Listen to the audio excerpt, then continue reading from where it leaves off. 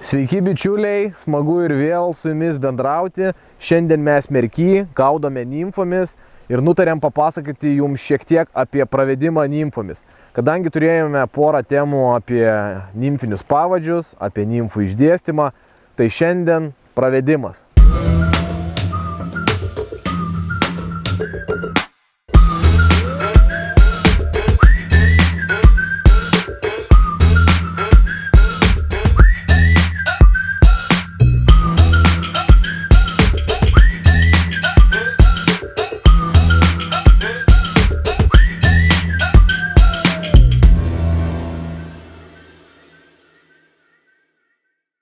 Na kągi, jeigu kalbėti apie žvejybą nimfomis, tai mes negalime neužsiminti apie nimfinės meškerės.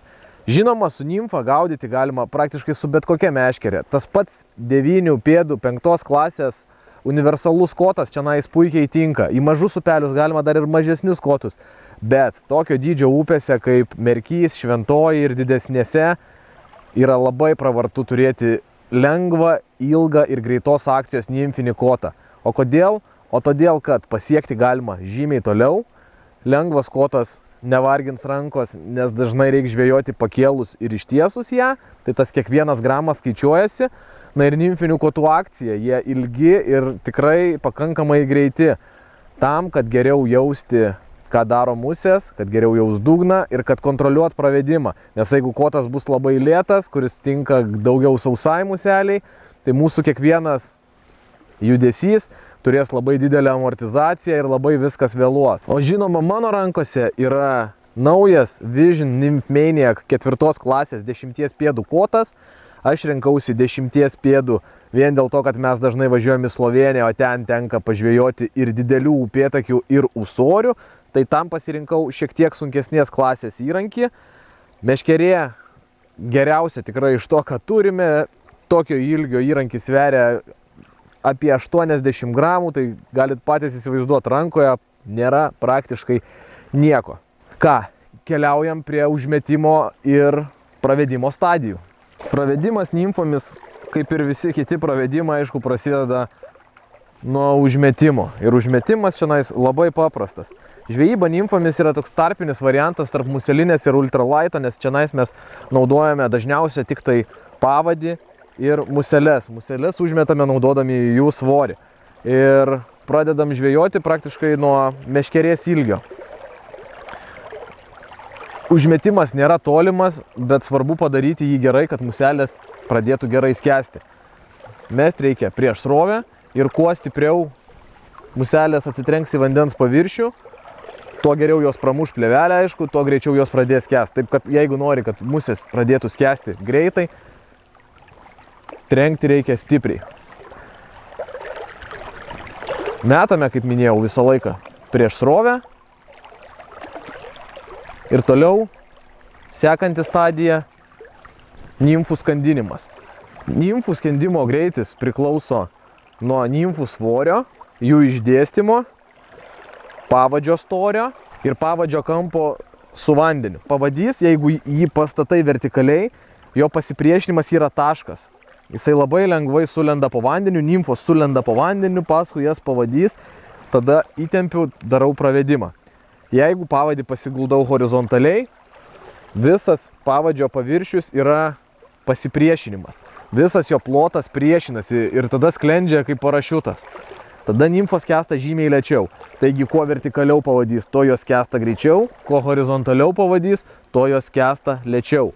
Antroji stadija – skandinimas. Trenkiau, pastačiau vertikaliai, kiek reikia užskandinau, vėl horizontaliai ir tempiu šiek tiek greičiau už srovę. Kai mano nimfos atsirado tame gylyje, kuriame aš noriu žvejoti, keliauja pravedimas. Pravedinėjant nimfas svarbu ne leisti jas plaukti pirmą koto, pirmą valo, o traukti. Užmetu, paskandinu ir traukiu. Aš vedu muses, o ne musės mane. Tik tai tokiu būdu aš turėsiu gerą kontaktą ir jeigu plaukiančias muses kas nors sustabdys, ar tai bus kliuvinys, ar tai bus žuvis, aš iš karto matysiu, sujudės pavadėlis, jeigu kibimas bus aktyvesnis, netgi jausiu per meškerę. Jeigu aš pirmą leidžiu plaukti nimfas ir laikau įtempęs, kažkas sustabdys, ar žuvis, ar kliuvinys, mano pavadys toliau ramiai plauks ir aš nematysiu jokio signalo, jokio kontakto. Taigi svarbu ne leisti nimfas pasroviui, jas palydint, o tempti jas šiek tiek greičiau už srovę. Praktiškai srovės greičiu, kad būtų įsitempęs pavadys, galima pajudinti, pašokdinti ir visą laiką turėti su jom kontaktą. Užmetimas, skandinimas, pakeičiu kampą, pradedu tempti šiek tiek greičiau už srovę. Pravedimo metu galima muses pakelti, galima jas šiek tiek judinti, šokdinti, galima daryti pačių įvairiausių dalykų, todėl reikia nebijoti eksperimentuoti, pasitelkti fantaziją ir bandyti. Pravedimo pabaiga gali būti dvejopa ir čia taip pat verta paeksperimentuoti. Visų pirma, tai pačiame pravedimo gale mes turime prasčiausią kontaktą, nes mes nebegalime tempti nimfų kotų, jos jau pradeda mus lenkti. Ir kai nimfos pradeda mane lenkti, aš tada pradedu suktis į krantą ir stengiuosi vis dar išlaikyti įtampą. Ir šitoj vietoje yra akloji zona. Čianais pačiam gale pravedimo mes turime akląją zoną, kur kibimai jaučiasi labai retai. Todėl dažnai darome aklą pakirtimą. Metimas, skandinu, pravedimas, prasisukau, akla zona, nedidelis pakirtimas ir vėl permetinėju nimfas prieš srovę. Antras pabaigimo būdas. Pakelti nimfas nuo dugno, padaryti tokį pravedimą į viršų. Nimfos giliai, aš jas pravedžiau, viskas įsitempė, pakeičiau kampą ir tiesiog sulaikau meškerę. Ir nimfos veikiamos srovės pradėjo kilti nuo dugno. Kartais šitas manevras labai gerai pasiteisina, nes dauguma žuvų žino, kad jeigu kažkas kyla nuo dugno į viršų, tai greičiausiai yra maistas, nes dauguma lervų, vabzdžių lervų gyvenančių vandenyje, tam tikrų metų ateina laikas, jos kyla į vandens paviršių, tada ritasi ir tada išskrenda jau kaip vabzdžiai skraidžiantis virš vandens. Taigi tas kylantis daiktas nuo dugno į viršų visą laiką kelia įtarimą, nes natūraliai taip elgiasi tik tai maistas. Svarbus momentas pravedimo metu, kad turėti gerą kontrolę, yra kampas tarp meškerės ir valo. Aš rekomenduoju visą laiką sekti ir stebėti, kad kampas pravedimo metu tarp meškerės ir valo būtų apie 90 laipsnių. Tai yra status kampas. Dažnai daroma klaida, užmečiau, skandinu, dažniausia su per ilgų valų, užmetu, skandinu, daplaukia iki manęs ir pakeliu meškerę aukštyn. Kampas tarp meškerės ir valo yra smailas, aš jau nebeturiu tokio gero kontakto, nebekontroliuoju situacijos ir jeigu būtų kibimas, aš negalėčiau kirst, nes smailas kampas, aš nei kirst, nei permest negaliu. Mano visi judesiai bus beprasmiai. Jeigu aš turiu 90 laipsnių kampą, aš turiu vietos manevrui, meškerė gerai amortizuos, aš iškart galėsiu pakirsti, iškart kovos su žuvim, permest taip pat galiu, nes meškerė yra darbiniai padėti, todėl siūlau atkreipti dėmesį ir stengtis išlaikyti tą 90 laipsnių kampą. Ar horizontalioj plokštumoj, ar vertikalioj, nesvarbu, tarp meškerės ir valo turi būti 90 laipsnių kampas. Tas pats liečia žvejojant sau po kojomis, tai yra visai su trumpučiu pavadžiu. Tarkim, pavadys yra šiek tiek netgi trumpesnis už meškerę. Trenkiau, pastačiau vertikaliai, užskandinau ir dabar turiu 90 laipsnių kampą. Vedu, prasisuku vis dar išlaikydamas 90 laipsnių kampą. Mano meškerė žemai, aš juos nekeliu. Jeigu aš noriu daryti tolimą pravedimą,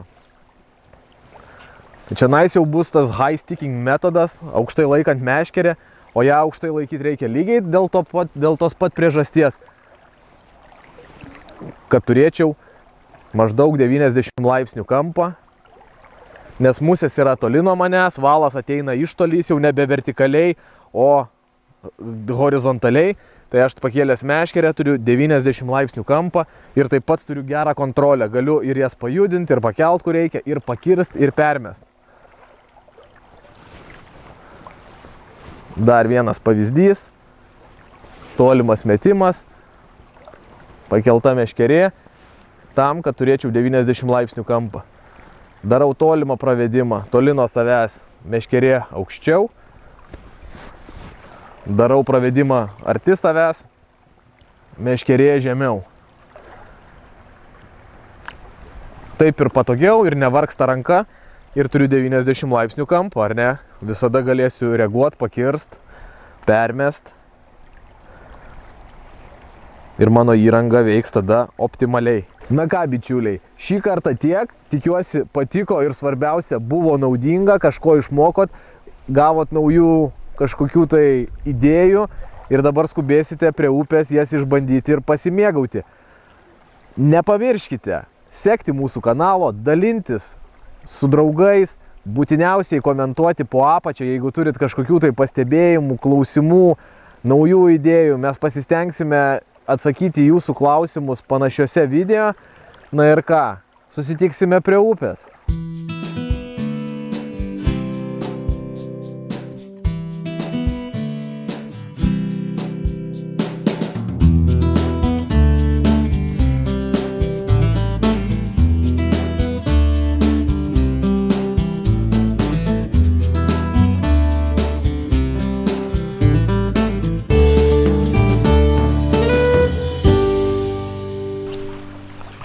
Geras. Turiu.